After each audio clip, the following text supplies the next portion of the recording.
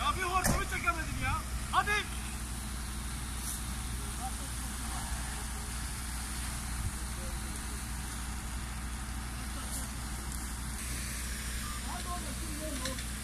Gel gitme yaklaşma gel.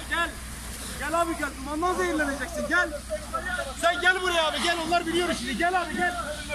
Sen gel abi gel. Tamam gel abi gel. Sakin tamam gel abi sen gel. Gel olan oldu artık. Gel abi gel. Gel ortamda çalışıyorlar bunlar ya. Tamam gel. Onlar da bir şey olmaz. Tamam olan oldu gel. Geç geldi abi. Araç lastiğimi gümledi orada.